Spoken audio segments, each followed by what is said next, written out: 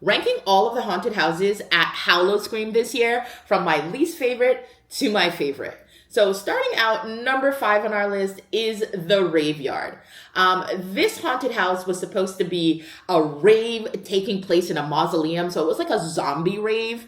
But part of the problem for me with this house is that the characters were dressed in neon, plus the house wasn't covered, so you had light filtering in. So it was partially, I didn't really get the concept, plus it was a little too bright, so you weren't really feeling like you were in a haunted house. For me, that made this one my least favorite. Number 4 on my list was Farm 51. So this concept was that a farm was taken over by aliens. And so you still had the farmers who were still there. Then you had some of the aliens, but they really didn't have many aliens. And, you know, it was like the aliens that you would see years ago when they tried to, you know, on a TV show, make like a fake looking alien. So it wasn't really scary at all, but the concept was better than the Rave Yard, but this was number 4 on my list. So neither of these two houses to me were really scary. Now the top 3 houses, now is where we actually get into some actually being scared.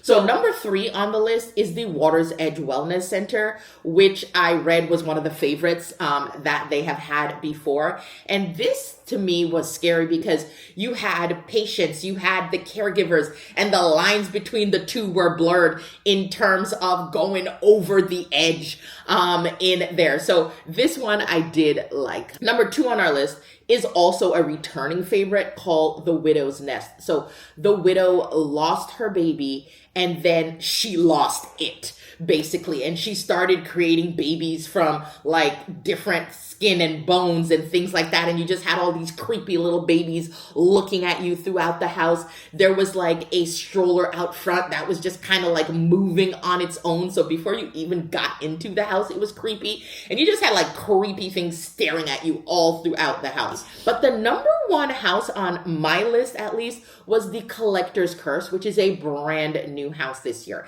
And in the Collector's Curse, this person started out as a collector. They were collecting relics and artifacts and different things. And then they kind of moved on to collecting people.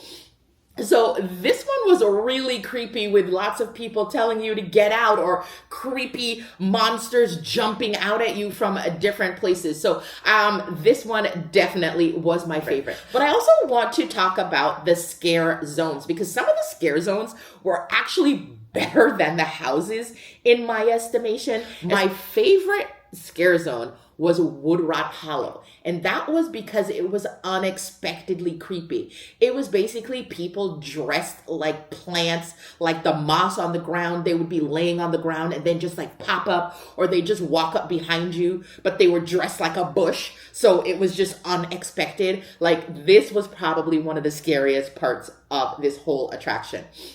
Then I also really liked the Bloodlight District.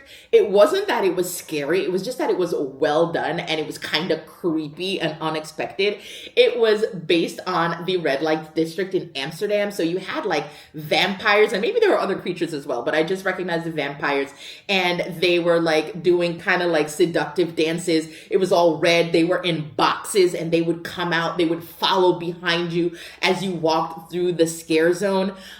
So that was a lot of fun as well. And they had lots of themed food and themed drinks and things like that to get as well. So y'all, if you were thinking of going to Howl-O-Scream, I would highly recommend it. I know the big thing that you hear about all the time is the other one, but the price of Howl-O-Scream is really affordable, and it is a really fun night out. So if you have any questions about Howl-O-Scream, the haunted houses, the scare zones, please go ahead and drop them in the comments. And if you like our content, we talk about fun things to do in Orlando, mainly with kids and families, please go ahead and hit that subscribe button.